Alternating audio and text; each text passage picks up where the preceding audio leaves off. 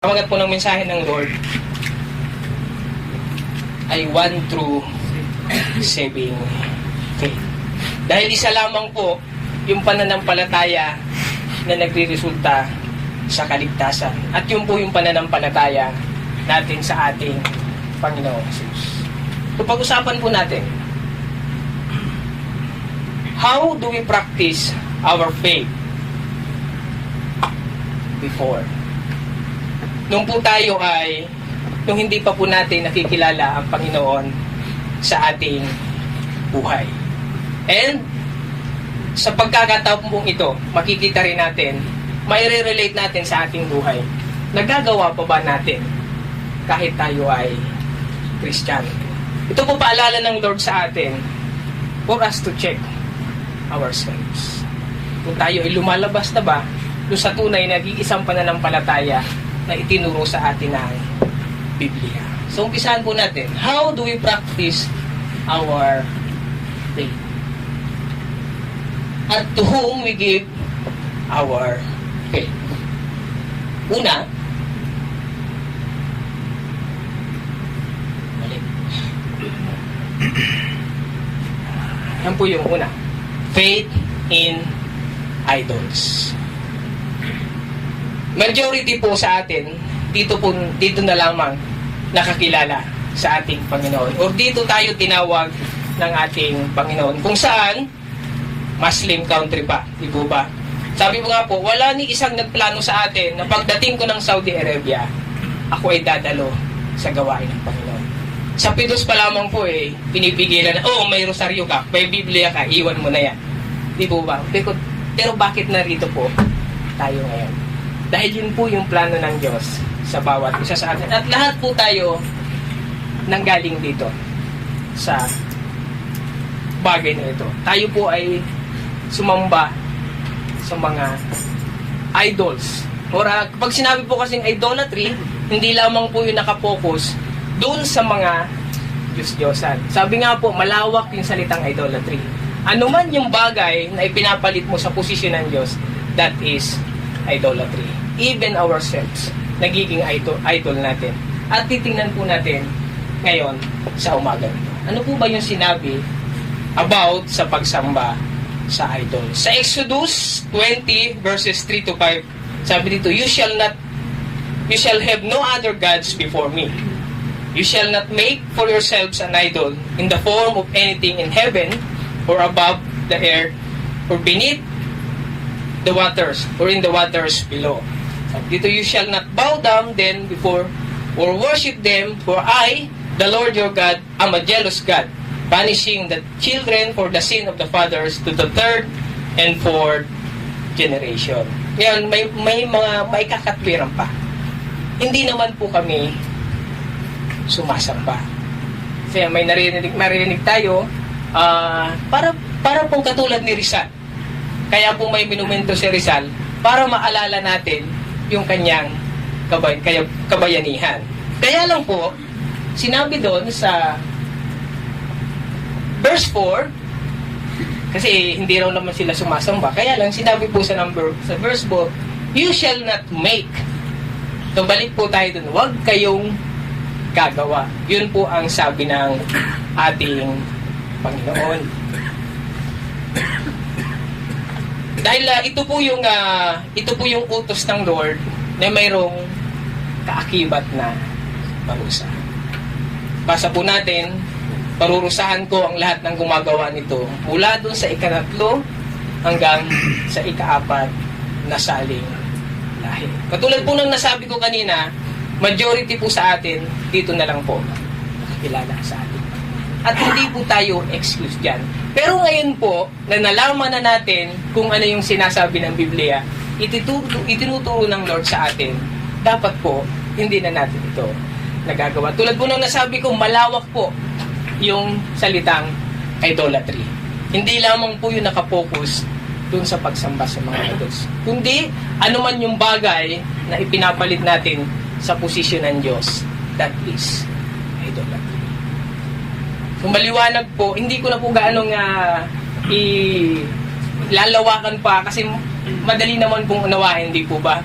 Kailangan lamang natin by faith, tanggapin ang katotohanan na ito. Yung masakit po na katotohanan, kung yun po yung magpapalaya sa atin, so be it. So be it. Sabi nga po sa John 8:32, then you will know the truth, and the truth will set you free. Di po ba? Kung yung masakit na katotohanan na yon ang siyang magpapalaya sa atin, masaktan na ang dapat masaktan. Huwag lamang pong masaktan ang ating Diyos. Dahil yun po yung magbibigay sa ating kalayaan at makikilala natin kung sino yung Diyos na dapat nating pinaglilingkuran. Tuloy po natin. Ano pa ba yung practices na nagagawa natin noon o yung practices ng mga taong wala pang pagkilala sa tunay na Diyos? Number 2 po, faith in self. Ano po yung sinasabi sa bagay na to? Sa Jeremiah 9:23-24, this is what the Lord says. Let not the wise man boast of his wisdom, or the strong man boast of his strength, or the rich man boast of his riches. But let him who boast about this. Ito po ang sinasabi ng Lord. That he understands and know me.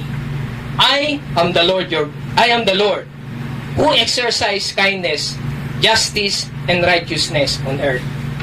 For this I delight, declares the Lord. So malinaw po na itinuturo ng Lord sa atin na wala po tayong pwedeng ipagmalaki sa Diyos. Dahil lahat naman po ng meron tayo na tinataglay, sa Kanya po lahat nagmula. Kapag dumating po yung time, nakaharap na tayo sa ating Panginoon, nakapila. O ikaw, ano yung pwede mong ibigay na matibay na dahilan sa akin para ikaw ay makapasok sa aking kaharian? Pwede ba nating sabihin, ito po yung aking 10 kilong ginto na akin pong naipon nung ako ay nabubuhay pa sa lupa? Sasabihin ng Lord, hindi yan ang kailangan ko, anak. Doon sa pupuntahan mo sa kaharian ko, dadaanan mo lang yan. Lalakaran mo lamang yan. Pwede mo bang sabihin, ito po yung aking medalya na natanggap ko. Ako po yung pinakamalakas na tao nung ako'y nabubuhay pa. Sino ang nagbigay ng lakas na sinasabi mo? Di ba't ang lahat ay nagmula sa ating Panginoon?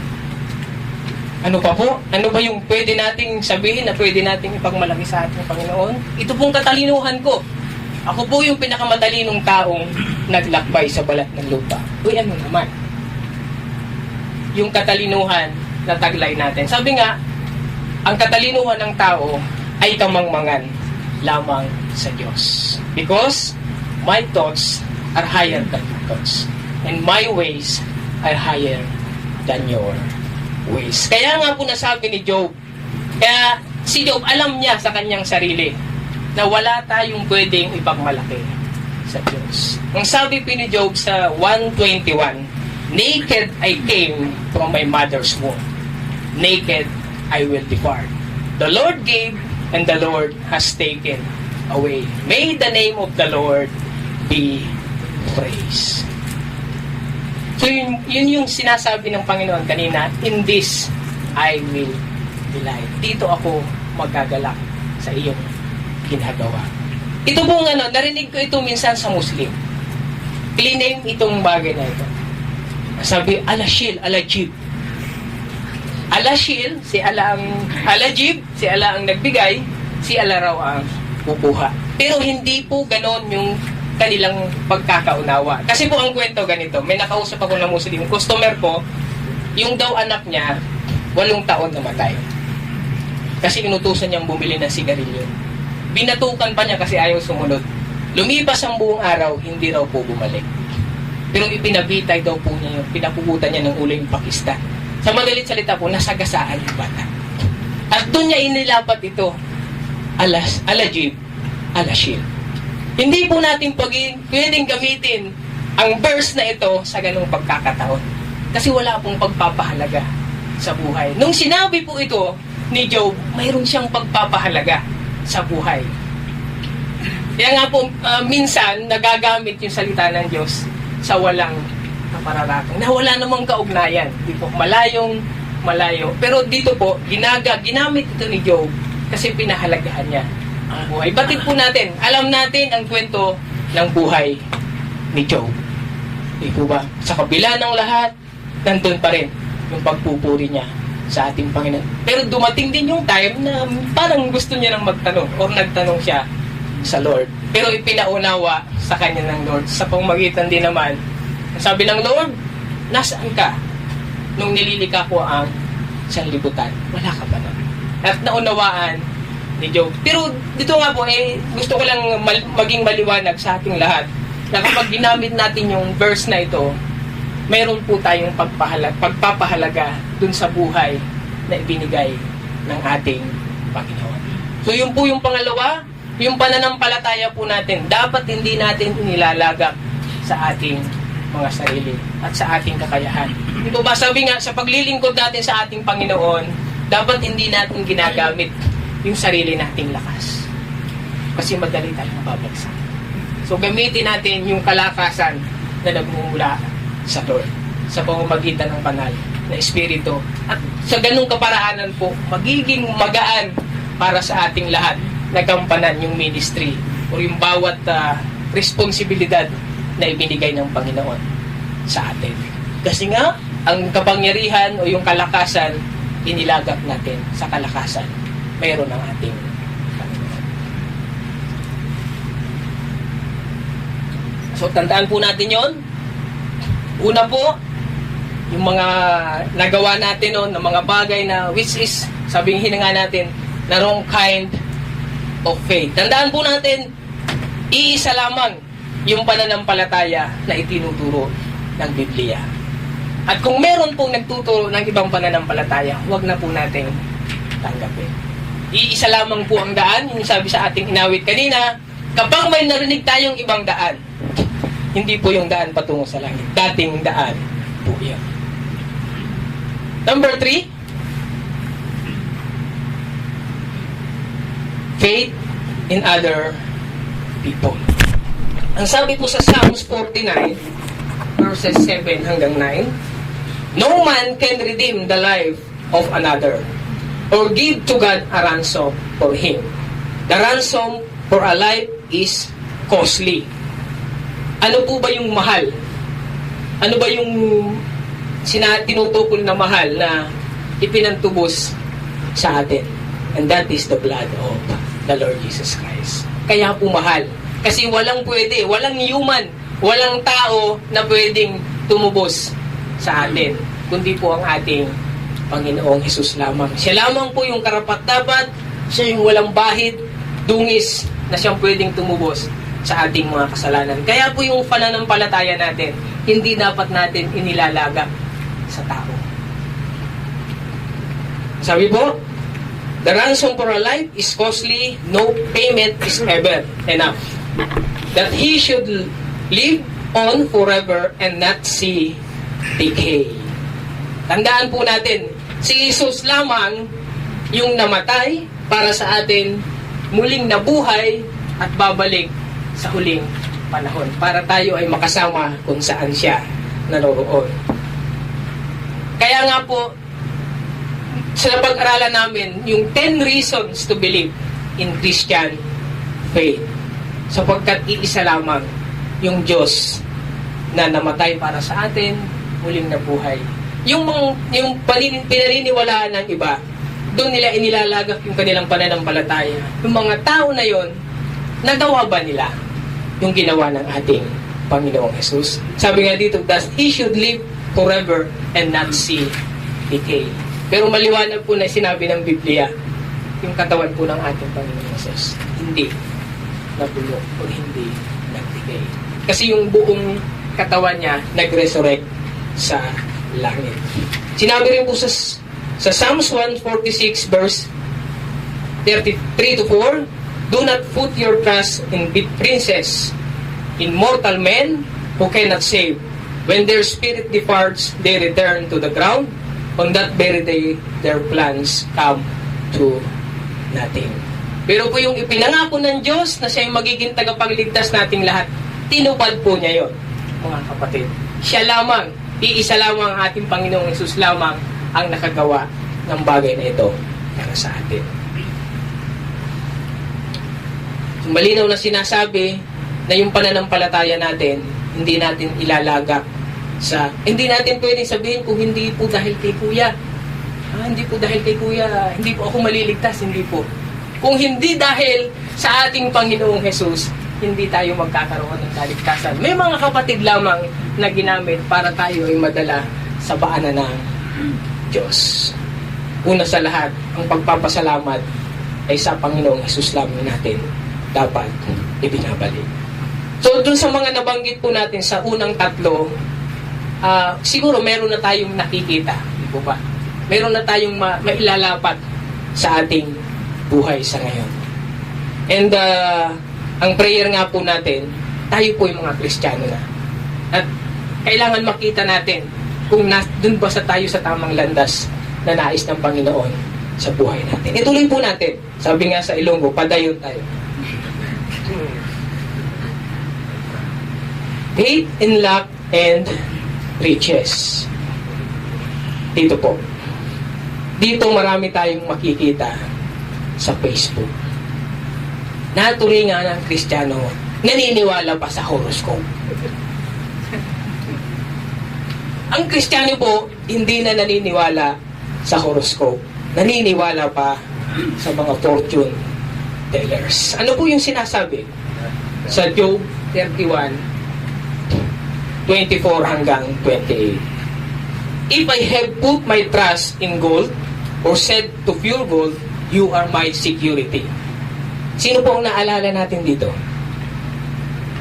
Yung hangal, the poor rich man, na ang sabi niya, lahat, malaki na, marami na yung aking kayamanan. Kaya magpapagawa ako ng mas malaking kamalik. At doon ko ilalagak ang aking kayamanan. At ako'y magpapakasarap sa buhay. I will drink it and be merry. Ang sabi ng Lord, hangal. Ngayong gabi pa lamang, kukunin ko na ang buhay mo. Paano mo yan mapapakinabangan? Di po ba? Hindi doon ang security natin. Ang security natin ay nasa presensya ng Diyos. Ang sabi nga po natin, every time na mayroong gawain, every time na mayroong threat, di po ba? Sa gawain ng Panginoon, ang sabi nga, security is not the absence of danger, but the presence of the Lord. Yun po yung security na pinangahawakan natin. Sabi nga, hindi tayo pwedeng maghanap ng safe na church. Ang safe na church, yung kasama mo, ang presensya ng Diyos. And, sabi dito, if I have rejoiced over my great wealth, the fortune of my hands gain, if I have regarded the sun in its radiance, or the moon in splendor. Ito po, dito nakabase yung mga horoscope.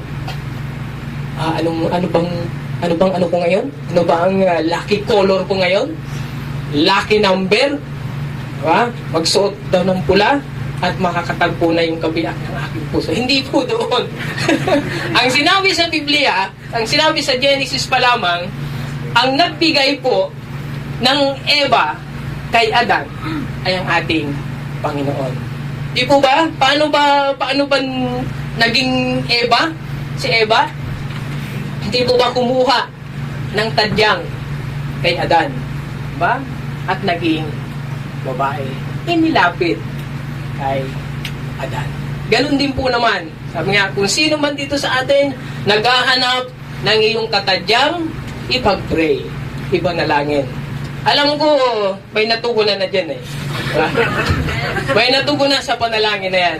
At yun nga po, yung babae na makakatagpo natin, makakasama natin sa atin na ibibigay ng Diyos, siya po ang nagtalaga niya para sa atin. Sabi nga, nung naging example ni Kuya Eric, gaano man daw masalimuot yung dadaanan mo, kung yun yung babaeng nakalaan para sa'yo, yung lalaking nakaraan para sa'yo, yun pa rin yun. Kasi Diyos po ang nagtatalaga ng partner natin sa buhay. Tandaan po natin yun. Hindi po doon nakabase sa horoscope. Hindi po doon nakabase sa horoscope kung sino yung mapapangasawa natin. Hindi po doon. So, tuloy natin sa 27. So that my heart secretly enticed and my and my hand offer them a kiss of homage. Then this also be sins to be judged. Sins to be judged, ang sabi po ng Panginoon. For I have been unfaithful to God on high. Kasi imbes na dun mo inilalagak sa Panginoon yung iyong pananampalataya, dun sa mga bagay na yon mo inilalagak. Isa pa, faith in lack nga, di po ba? Faith in lack. Ipinaliwanag yun ni Paul sa New Testament. Hindi po pwede yung suntok sa buwan. Bilang isang Kristiyano po, wala na pong nagsusugal. Di po ba? Imbes na i-memorize yung John 14:6, anong ginagawa? 1:4:6, tumbok 10:5. Hindi po yun ang itinuturo ng Biblia. Di ba? Malalaman mo po na ang isang bagay ay scam o sugal, namuhunan, hindi po yun ang itinuturo ng Biblia. Namuhunan ka ng konti, kikita ka ng mas malaki. Hindi po yun ang nais o yung pamantayan ng Biblia. Ang sabi po sa Proverbs 13:11, dishonest money dwindles away, but he who gathers little by little made it grow. Narinig niyo po ba yun sa ating mga lolo at lola? Ang hanap sa pabula-bula, sa bula rin mawawala. Totoo po yun. Totoo po yun. At dahil ako mismo, naranasan ko yun. Nasabi ko nga po, every time na nasasabi ko sa mga testimony, kung nung araw, nung narinig ko ang mga mensaheng ito, pinatigas ko ang puso ko, wala po ako dito. Ngayon sa harapan. Kasi ang naisip ko noon, bakit alam ng taong ito ang buhay ko? Hindi naman niya ako kilala. Pero maraming salamat sa Lord. Nung narinig ko yung mga mensahe na yun, binago po ng Lord ang buhay ko. Napagdaanan ko po lahat yan. Hindi ako nahiyag ikwento, nasuntok ako ng tatay ko sa bagay na yan. Pero salamat, kasi natagpuan ko. Kaya po pag may narinig tayong mga mensahe, tanggapin po natin. Sabi nga po, bato-bato sa langit, ang tamaan ay magpasalamat. Kasi mayroong gustong baguhin ang Diyos sa buhay mo. Hindi lamang yon. Sa paanong paparaan ba, makikita ba natin na yung iyong pananampalataya ay nakasalalay dun sa mga bagay na yon? Yung pong tinatawag nating pyramid. Marami na po yung, marami nang nagsilabasan na ganyan. Kaya nga po nasasabi natin, yung mamuhunan ka ng konti, kikita ka ng malaki, magtaka ka na. Scam po yun. Scam po yun. Para ring sugal yun. Sa sugal, ganun din po ba? Muhunan ka ng konti, lottery. Mumuhunan ka ng 10, ng 5, magkano yung iyong mapapanalunan. Hindi po yun ang pamantayan. Alam ni Kuya Ben yan.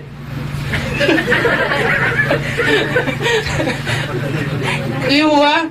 Hindi po yun ang pamantayan. Malalaman mo raw na isang bagay scam, malalaman mo kapag namuhunan ng konti, kikita ka ng malaki. Iba po yung pamantayan ng Biblia. Ang sarap pong gastusin ng pera na tumulo ang iyong pawis sa pagtatrabaho. Yun po ang itinuturo ng Biblia. Mapapansin niyo po ba yun kapag yung pera na alam mong pinaghirapan mo, inubos mo ang iyong lakas, inubos mo ang iyong talino, ang hirap mong bitawan, di po ba? Bago mo bitawan, 10 beses mo munang pag-iisipan, kailangan ko ba to? Yeah? Kaya nga po, laging sinasabi, maging matalino. Sabi nga, gaano man kalaki yung sinasahod natin ngayon, sapat na yan. Diba? Kailangan na lamang natin, paano natin ito gagamitin ng tama. Diba? Paano natin gagamitin ng tama? Kaya yung mga makikita natin sa FB, ng mga panghikayat, sumapit ka dito, sa ilang buwan lamang, ilang taon lamang, milyonaryo ka na. Kung yung bagay na yun, yung yaman na yun, nakamtan mo. Kasi ano po yun di ba? Kukuha ka ng downline. Di ba? Yung problema mo, kasi pag hindi ka nakakuha ng downline, hindi mo makukuha yung reward na sinasabi. Kapag hindi ka nakakuha ng downline, hindi mo makukuha. So, pag nakakuha ka ng downline, yung problema mo, ipinasa mo doon sa downline mo. Siya naman gayon yung mamang problema para makakuha ng downline niya. Pero sino ang yumayaman? Yung mga nasa taas. Kaya malalaman nyo na lamang, wala na yung founder nung isang ano na yon. Kasi mayaman na. Pati yung pera mo napapakinabangan ng tao. Kaya hindi po yun ang itinuturo ng Biblia. Hindi doon nakabase yung pananampalataya natin sa lack, sa mga yaman. Kailangan po natin yung pera. Hindi ko po sinasabi na wag tayong hayaan na natin, hindi na tayong mag-ipon. Ang tinuturo lang po ng Biblia sa atin, wag natin ibuhos doon o ilaan natin doon yung ating puso. Sabi po ng Biblia, kung nasa ng yaman mo, nandun yung puso mo. Hindi po natin doon inilalagak. Kaya nga sabi po, the love of money. Hindi po yung money ang ibig. Yung pagmamahal sa salapi, ayun yung ugat ng lahat ng pagkakasala. Don't get me wrong po mga kapatid. Hindi ako hindi ako anti sa mga, hindi, ang tinuturo ng Lord sa atin, huwag doon ibuhos yung ating pananampalataya. Kundi ituon natin. Kasi malinaw yung sinabi, then this also be sins to be judged. For I would have been unfaithful to God on high. Kapag sa mga bagay na yun natin inilalagak ang ating pananampalataya, nasasagasaan o nasasaktan natin ang ating Panginoong Diyos na nasa langit. So, 4 lamang po yung napag-usapan natin. Tawagin natin yung mga wrong kind of faith. Kasi isa lamang ang faith na nagbibigay ng kaligtasan at yung faith natin sa ating Panginoong Jesus. Pag-usapan naman natin, kung napag-usapan natin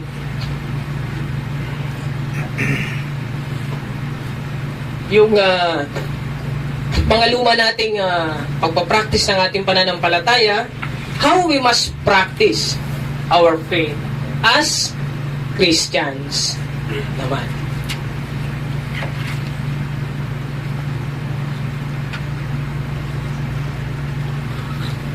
Una, faith in God's power. Bilang mga Kristiyano, inilalagak natin yung ating pananampalataya sa kapangyarihan ng ating Panginoon. Sa Genesis pa lamang, makikita na natin dito kung gaano makapangyarihan ang ating Panginoon. Ito pong verse na itong memorize po ito ni Precious. In the beginning, God created the heavens and the earth. Sino nga naman ang pwedeng gumawa nito kung hindi makapangyarihan ng ating Panginoon Jesus? Sa John 1 verse 3, through Him all things were made. Without Him nothing was made that has been made. Tapos maraming magsasabi, God does not exist. Di po ba? Nakakalungkot. Pero mayroon po. Mayroong mga taong nagsasabi, God does not exist. Blasphemy sa pangalan ng Diyos. Sabi nga, ano yung proof na mayroong Diyos? Tumingin ka sa salamin, kapatid. Mayroong creation. Pag mayroong creation, mayroong creator. Pag pagtingin mo sa salamin, wag ka na magtagal, baka mabasag.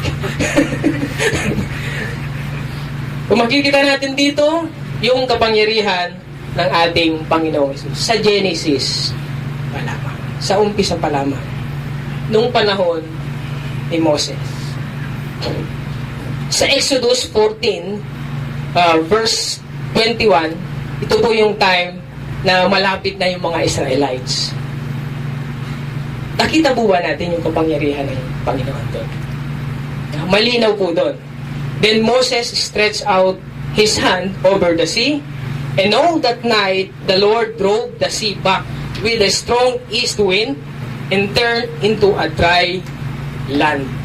The waters were divided. Nung pinag-aralan po namin yung book ng Exodus kung sa mga nakaraang panahon, ito po talaga yung, sabi nga, sa kwento ng Biblia, ito yung bagay na talagang hindi mo kayang unawain kung bakit nangyari. Pero katulad po ng ating inawit kanina, nothing is impossible with God. Tandaan po natin, basahin natin mabuti, turn into a dry land. Yung napanood po natin sa movie, na nag-low tide lamang, hindi po yun ang tunay na nangyari. Hindi po yun ang tunay na nangyari. Kaya kung nakakapanood po tayo ng mga movie, balikan natin yung Biblia. Yun ba talaga yung sinasabi? Ang sabi po dito sa Exodus, turn into a dry land and the waters were divided. Isipin niyo po yung tagpo na yun, ilagay natin yung ating sarili doon. Lumalakad yung mga Israelites. Yung pating nakikita mo, lumalangoy-langoy sa gilid mo. Diba? Yung mga balyena lumalangoy-langoy dun sa gilid mo, nadadaanan mo. Hindi ba napaka-wonderful ng tagpo na yun? So, yun po yung kapangyarihan ng ating Panginoon. At marami pa pong iba ng mga patunay na ipinakita ng Diyos yung kanyang kapangyarihan. Doon sa mga battle na pinagdaanan ng mga Israelites, di po ba? Doon sa panahon ni Caleb, outnumbered sila, di po ba? Pero si Caleb yung nagsabi, kaya natin sila dahil kasama natin ang ating Panginoong Diyos. So, di po ba? We must have faith in God's power. Sinabi rin sa 15:6 ng Exodus, your right hand, O Lord, are majestic in power. Your right hand, O Lord, shattered the enemy. Kaya nakakalungkot po, tulad ng nasabi ko kanina, dun sa mga taong nagsasabi na walang Diyos. That is blasphemy sa pangalan ng ating Panginoon Jesus. Nung na-post nga ni Kuya Joey, I think, pinicture niya yung lumulubog na araw. Sabi ko dun sa sa pag-aaral namin last Tuesday, the wonders of nature is one big proof in the existence of God. Yung kagandahan, yung beauty ng nature, kapag tumingin ka sa kalawakan, tumingin ka sa mga bundok, sa palagay niyo po ba may mga nag-ayos niyan? Di ba wala naman? Lumitaw ang mga bagay na yan sa pamagitan ng ating Panginoon. Yung po yung sinabi kanina, through Him, all things were made. Without Him, nothing was made that has been made. At yung tinutukoy po dito sa 3 ng John 1 verse 3 ay ang ating Panginoong Jesus. Balikan po natin yung sinabi sa John 1:1. In the beginning was the Word, and the Word was with God, and the Word was God. Lahat ng bagay na likas po magitan ng salita. Sinabi sa John 1:14, and the Word became flesh at namuhay sa piling natin. That is the Lord Jesus Christ. So nalikha po ang lahat ng bagay sa pamamagitan ng ating Panginoong Jesus. Malinaw po mga kapatid? Pangalawa, doon sa faith na dapat na tinataglay ng isang Kristiyano, faith in God's will. Tulad po ng nasabi ko kanina, kilala po naman natin siguro si Job. At alam po natin kung ano yung nangyari sa kanya. Ginawang experiment, nga sabihin natin. Walang kaalam-alam si Job, ginawang experiment ni Satan at ang ating Panginoon. Pero pinanghawakan pa rin ni Job yung kagalingan na ikaw-kakaloob sa kanya ng Panginoon. Sabi dito sa Job 13:15a, though He slay me, yet I will hope in Him. Kasi nga po na yung natapos natin na pag-aaral, ang Panginoon punong-puno po ng pag-asa. Punong-puno po ng pag-asa na ibinibigay sa atin. Ano man daw po yung kinalalagyan, ilapat natin doon sa inawit natin kanina. Ano po yung sinabi kanina? I believe you're my healer. I believe you are all I need. So anumang kasakitan yung mayroon tayo, matatagpuan po natin yung kagalingan sa ating Panginoon. Sinabi sa Job 2:10, sa dinami-dami po ng maiiwan, yung asawa pa niya ang naiwan kay Job. At ganito po ang sinabi. Ang sabi doon, ano pa ba naman ang hinihintay mo? Sumpain mo na yung Diyos mo para mamatay ka na. Pero sumagot po si Job. He replied, you are talking like a foolish woman. Shall we accept good from God and not trouble? And all this, Job did not sin in what he said. Kasi naniniwala siya na yung kagalingan Ano man yung kanyang pinagdaanan, it will come to pass kasi kasama niya ang Diyos sa kanyang buhay. Kung pag mayroon po tayong kasakitan, kanino ba tayo lumalapit? Sa albularyo ba? Dapat lumalapit po tayo sa ating Panginoong Hesus. Doon pumapasok yung prayer.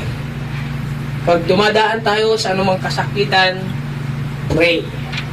Kasi nangyayari yung bagay na yon kasi merong definite purpose. Nangyayari, paano mo ma-experience yung kagalingan ng Panginoon kung hindi ka dadaan sa pagkakasakit? Di po ba? Kailangan mararamdaman mo muna yung sakit para maramdaman mo yung kagalingan. Yun po yung ginagawa ng Lord sa ating buhay. Hindi na tayo lumalapit sa mga albularyo. Or, naranasan ko yun kasi yun yung naituro nung maliliit pa kami Uso po yung bati, di ba? Palaway ka dyan. So, tataas mo yung damit mong gano'n, no? Totoo po yun. College na po ako, pag nakita ko yung tao na yun, tataas ko yung damit ko. Kasi yun yung nai-include sa atin, yung naituro ng mga magulang natin. Ha? Ngayong nalaman natin, ay hirap nun, ay kundila yung gagamitin. Hindi It makes sense po, di ba? Doon ba gagaling? Hindi po. Ang kagalingan ay nagmumula sa ating Panginoon. Yung kagalingan ng sakit natin, Diyos lamang ang pwedeng magbigay. Or kung sabihin ng, bakit po kuya gumagaling? Kinabukasan na yun nangyari. Di ba? Nandun na naman Bumabalik na naman. Saka, pagka nanggagamot, ang Panginoon ng Panginoon po, pag nagpagaling siya, di po ba? Sinasabi, huwag mong ito sabihin kanino man na. Di ba? Pero yung mga fake healer na tinatawag, baka meron pa doon may sakit, dalhin mo dito. Magdala lang isang kahanghok, okay na yan. Hindi po, sa Panginoon, libre yung kagalingan na kanyang ibinibigay. Ang kailangan lamang natin, yung faith in God's care, o yung faith sa pagpapagaling ng ating Panginoon sa atin. Pangatlo, bali-anim lamang po itong ating pag-uusapan. Faith in God's protection. Narinig na po natin ito ng maraming beses. Itong tatlong ito. Si Meshach, si Shadrach, at si Abednego. Alam po natin kung ano yung kwento sa tagpo na iyon. May ginawa pong yung gods ni Nebuchadnezzar, yung rebulto, at doon po yung nagkaroon ng batas, ng decree, na doon yun ang dapat sasambahin. Pero nakita natin dito itong tatlo, hindi po sila sumamba. Kasi alam nila, iisa lamang ang Diyos na dapat sambahin. Alam nila yung Ten Commandments. Alam nila. Di ba? Yung naituro sa atin, madali nating ma-memorize yung 10 utos sa pamamagitan ng ating mga daliri. There is only one God. Diba? Isa lamang ang Panginoon. Hindi dalawa. Isa lamang. Kaya huwag kang gagawa ng anumang Diyos-Diyosan. Pangatlo, itatakip mo. Huwag mong gagamitin ang pangalan ng Diyos sa walang kapararakang bagay. 4, four corner of the church. Diba? Hindi natin yan dati nga maraming salamat dun sa mag-asawa dahil dun sa pamamagitan yun, madali nating matatanda. Hindi man natin verse by verse, word for word matatandaan. Pero alam natin yung pagkakasunod. 4 corners of the church. Huwag mong kakalimutan yung araw ng pagsamba. Ito, honor your father and mother. 5. 6, huwag kang papatay. 7, 7. Ano yung 7? Yun. Yung asawa ko, huwag kang mangangalunya. 8, number 8, pera, huwag kang magnanakaw kasi posas. 4, ayun pang 9. 5 ito, hindi 4. 4 ito, hindi 5. Huwag kang pagsisinungaling. 10, huwag mo nga angkinin ang hindi mo pag-aari. Do not obey. Pero yung pong 10 utos, tandaan po natin mga kapatid, pag sa Bible po natin nakita, kumpleto po yun.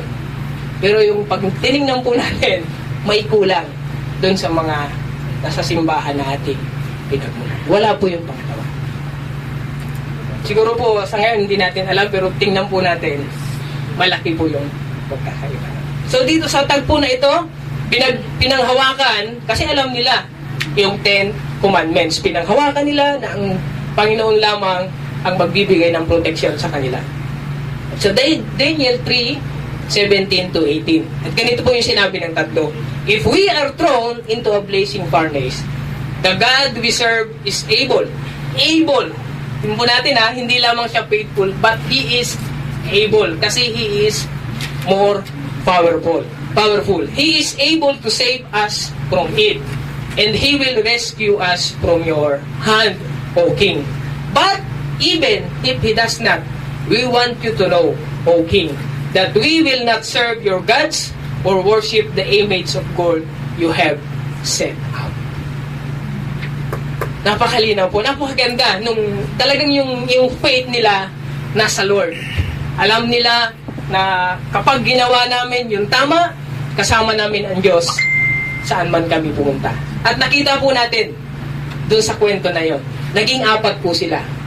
Inilagay po sila, isinalang po sila sa horno. 7 times yung init. Pero nung sabi doon, hindi man lamang nangamoy kahit ang kanilang damit at kanilang mga buhok. At nagulat pa yung hari, bakit 4 na yung kanyang nakita.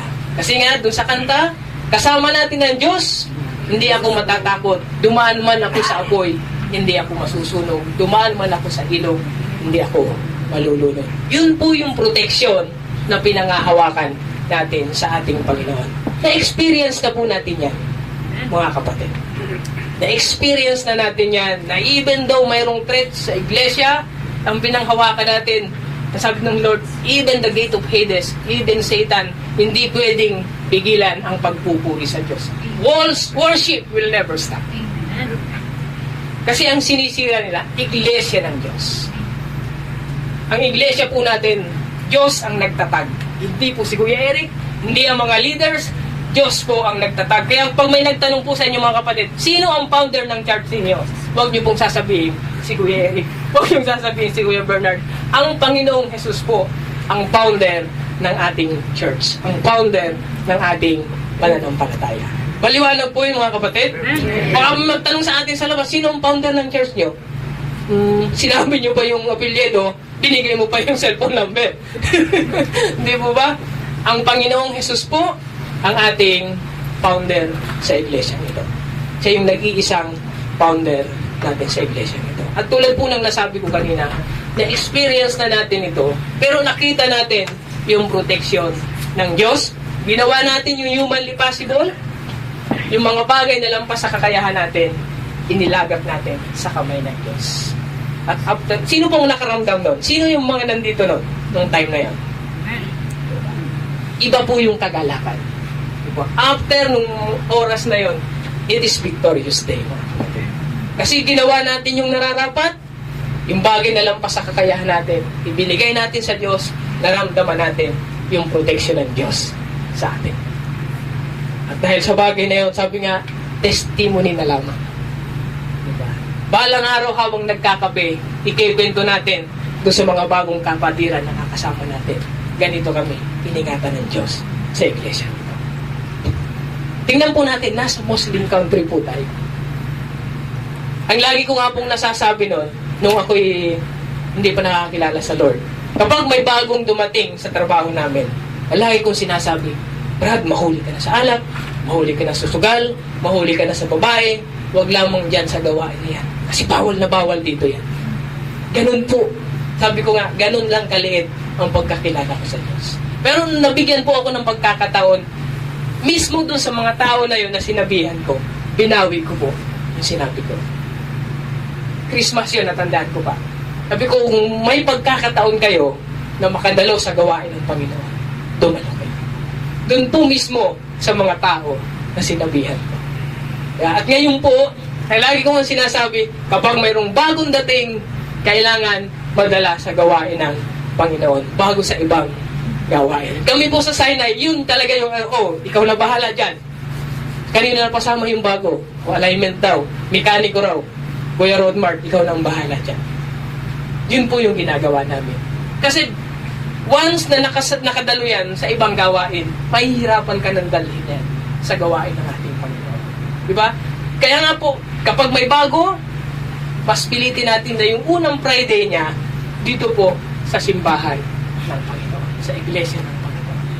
Kasi pag nakatikim yan ng mga gawain sa labas, madadala mo man, pero mahihirapan ka. So, unang Friday, yun po yung lagi namin sinasabi. Ako po natutuwa doon sa bilya namin. Kasi 4 na church po yung nag-i-exist doon. Kaya pag namalitaan ako, kuya, si ano doon sumasama sa kabila, okay lang yan. Huwag lang sa ibang gawain mapunta. Mapunta sila, kasi po mayroong JF, mayroong Loremi, mayroong po doon JGCC. Tinanggal lang po yan J, tayo po naman GCC. Kasi sabi ko, kahit mapunta siya doon, mas mainam. Pero kung mapupunta siya, sabihin ng magmumuslim, aagawin ka namin, kapatid. Diba? Yun po yung ginagawa namin sa Sinai. Ngayon po, mayroon na namang siyam na bago, and another challenge na naman. Naalala mo yung challenge nung anniversary sa bawat isa sa atin, na yung mga kaluluwa na dinala ng Lord dito sa iglesia ng Panginoon, maging challenge sa atin na maibalik sa gawain ng ating Panginoon. Naalala ko lang, si Kuya Dennis po, kasi naghiwalay na yung mga amo namin eh. Si Kuya Dennis napunta dun sa kabilang shop. Yun pala yung purpose ng Lord. Mayroon pong 4 o 5 kaluluwa na ibinigay ang Lord sa atin. Palakpakan po natin. Kasi minsan may mga plano, may mga nangyayari sa buhay natin, parang negative. Hindi po ba? Tandaan po natin, iniligay ka ng Lord yan for a definite purpose, for a greater purpose. Yun po yung power. Madadaanan natin mamaya. Yung power of the Word of God is to bring salvation for those who believe. Kaya huwag po tayong manghihinawa na mag-share ng salita ng Diyos. Lagi ko mga sinasabi, kapag may nagpaalam sa akin, Kuya, wala muna ako sa Friday kasi pupunta kami ng baring, pupunta kami ng ganito. Ang bilin ko po, given a chance to share the Word of God, do it. Do it. Dahil mayroong kapangyarihan ang pagbabahagi ng salita ng Panginoon. Tuloy natin. Faith in God's Word. Sabi po sa 1 Timothy 3:16, kasi marami pong nagsasabi na ang Biblia lamang ay gawa lamang ng tao. Totoo po yan. Gawa lamang ng tao, pero yung mga tao po na yon is guided by the Holy Spirit. Tingnan po natin. Tingnan natin yung wonder. Ilang translation mayroon ang Biblia? Nagbago po ba yung idea? Nagbago ba yung nilalaman ng Biblia? May Ilonggo, may Bisaya, may Ilocano, may Bicol, di po ba? Pero hindi nagbago kasi mayroong iisang author, and that is the Holy Spirit, na siyang nangangalaga na kung bakit kahit gaano karami yung transmission, yung idea ng Biblia hindi po nawala kasi inaalagaan ng banal na Espiritu. Sabi dito, all scripture is God-breathed and is useful for teaching, rebuking, correcting, and training in righteousness. Napakalinaw po, no? Gawa ng tao, pero guided by the Holy Spirit. Tingnan po natin, napakaraming sumulat ng aklat ng Biblia. Yung mga books sa Biblia, di po ba? Pero hindi sila nagkakalayo. Sabi nga, in correlation po sila. Hindi po pwede na kapag nagbasa tayo ng Biblia, yung isang verse na yon gagamitin mo upang pasinungalingan yung kabuuan ng chapter na binabasa mo. Huwag mong questionin ang Biblia pag dumadating ka sa point na yun. Questionin natin ang ating sarili. Kasi kailanman hindi nagkamali ang salita ng Diyos. Kapag dumarating po, parang hindi ko maunawaan. Di ba? Question ourselves and pray to the Lord as wisdom. Diba? Sabi sa James, kung nangangailangan kayo ng wisdom, humingi sa Lord sapagkat siya ay sagana kung magbigay at hindi nanunumbat. Ano ba yung sinabi sa Hebrews 4:12? napinggit kanina ng ating opening prayer. For the Word of God is living and active, sharper than any double-edged sword.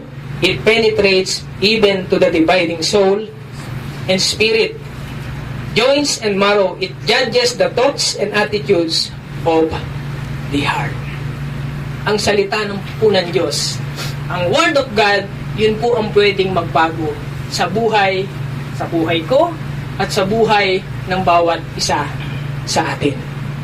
Di po ba? Lagi, siguro nasabi natin, kasi nasabi ko rin yun, na kung gusto mo talagang magbago, kaya mo yun sa sarili mo. That is not true. Hindi po totoo yun. Kung walang gabay ng Panginoon, wala pong magbabago. Hindi magkakaroon ng ganap.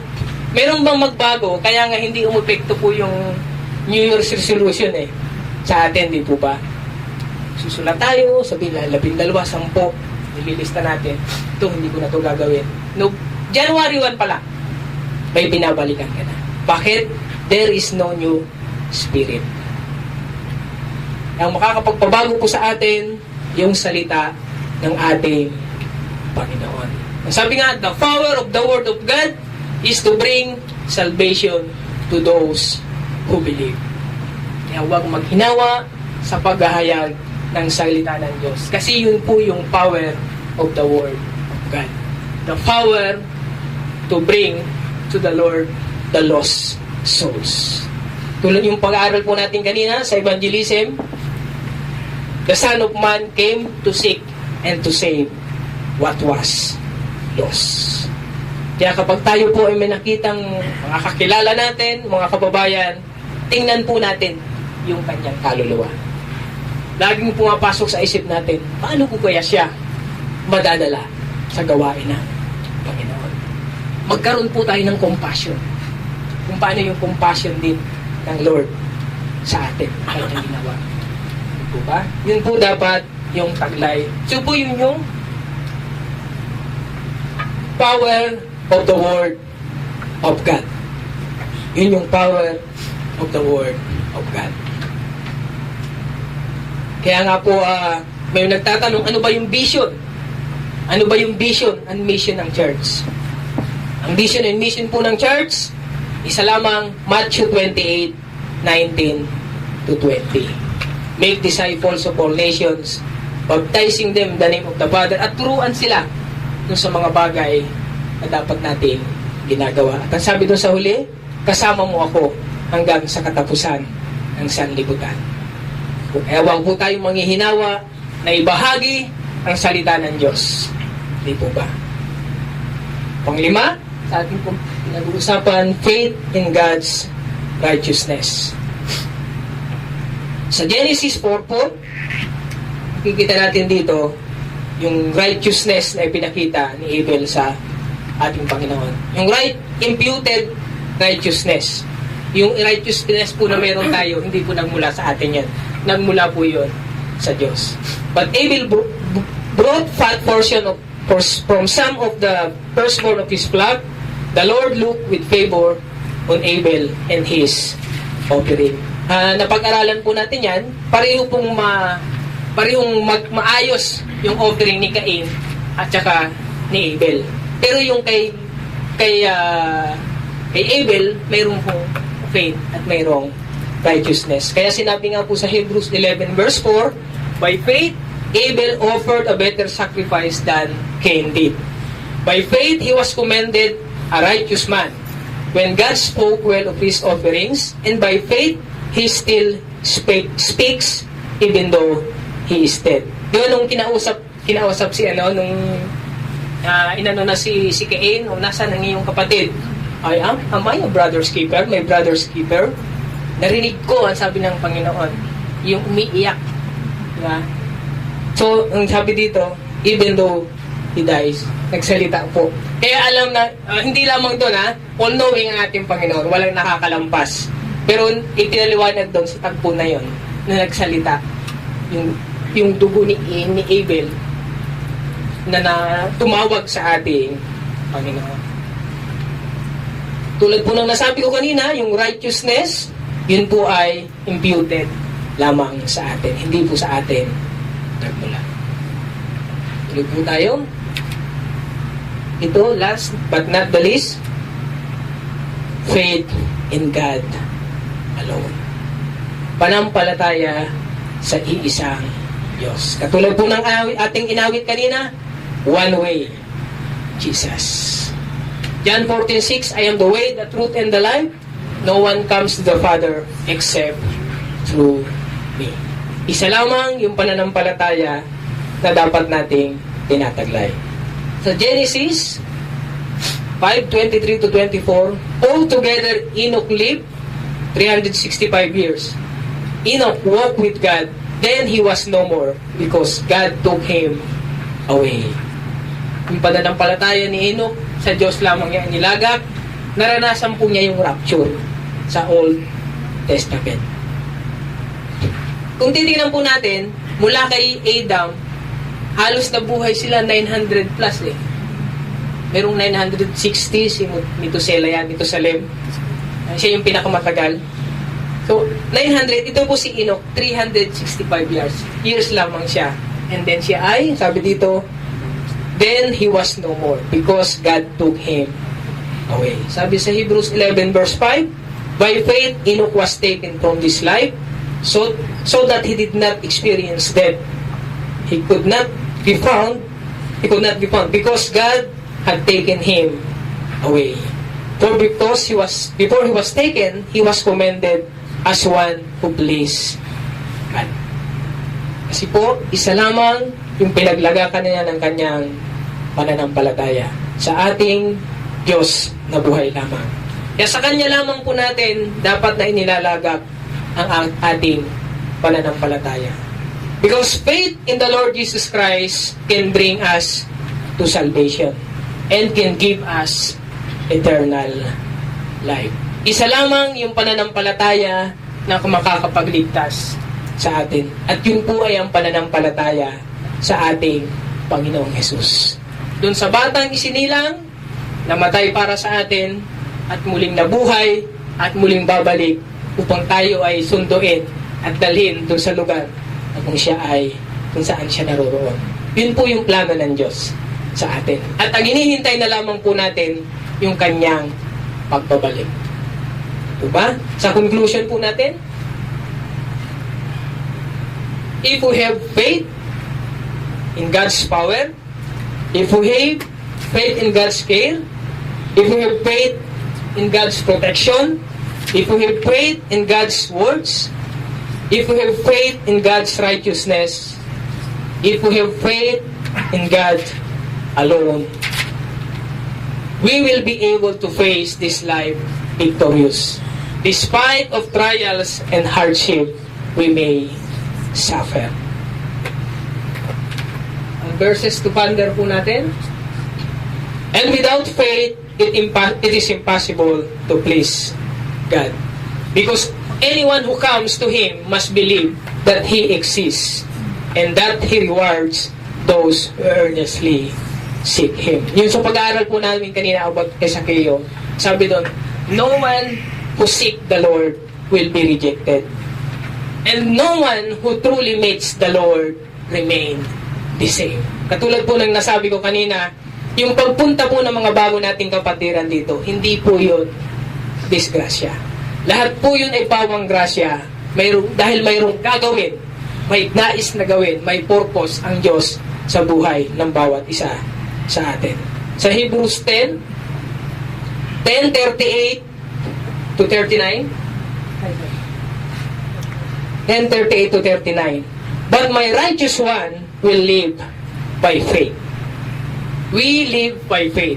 We are saved by faith sa pananampalataya natin sa ating Panginoong Hesus. Not by works, sabi doon, so that no one will boast. Then, if he shrinks back, I will not be pleased with him. But we are not of those who shrink back and are destroyed. But sino raw po tayo? Sabi dun sa uli. But of those who believe and save. Dun po tayo kabilang, mga kapatid.